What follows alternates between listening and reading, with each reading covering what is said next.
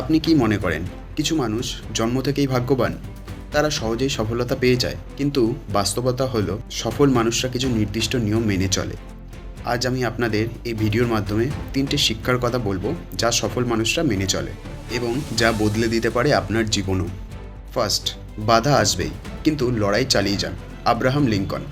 সফল হতে চাইলে বাধা তো আসবেই, আসবে অসংখ্য ব্যর্থতাও, কিন্তু ব্যর্থতাই যা আপনাকে আরও শক্তিশালী করে দেয়। আব্রাহাম লিঙ্কন একাধিকবার নির্বাচনে ফেল হন এবং ব্যক্তিগত জীবনে অনেক সমস্যার সম্মুখীন হয়েছিলেন, কিন্তু তা সত্ত্বেও তিনি হাল ছাড়েননি এবং শেষ পর্যন্ত তিনি ইতিহাসের অন্যতম সফল নেতা হয়ে উঠেছিলেন। ব্যর্থতা থেকে পালিয়ে গেলে আপনি কিন্তু হেরে যাবেন, আর যদি ব্যর্থতার মাঝেও চেষ্টা চালিয়ে যান তাহলে সাফল্য আসবেই। নাম্বার 2, স্বপ্ন দেখুন এবং তার জন্য কঠোর পরিশ্রম করুন। Doctor APJ Abdul Kalam. স্বপ্ন সেটা নয় যা আপনি ঘুমের মধ্যে দেখেন, স্বপ্ন হলো তা যা আপনাকে ঘুমোতে দেয় না। ডক্টর এপিজে আব্দুল কালাম সাধারণ পরিবারে জন্মগ্রহণ করেছিলেন। অর্থ খুব কম ছিল এবং সুযোগও তেমন ছিল না। তা সত্ত্বেও তিনি নিজের স্বপ্নের প্রতি কিন্তু কখনো অবিশ্বাসী হননি। কঠোর পরিশ্রম, শেখার ইচ্ছা এবং অধ্যাবসায় যা তাকে মিসাইল ম্যান অফ ইন্ডিয়া বানিয়েছিল।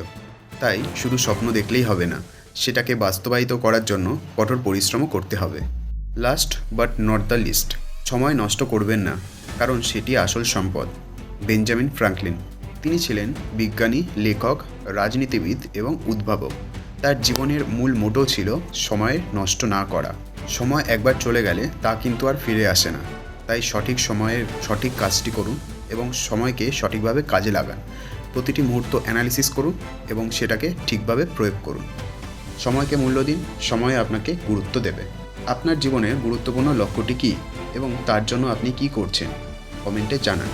ভিডিওটা শেয়ার করুন আপনার বন্ধুদের সাথে, আত্মীয় পরিজনের সাথে এবং তাদেরকেও অনুপ্রাণিত করুন।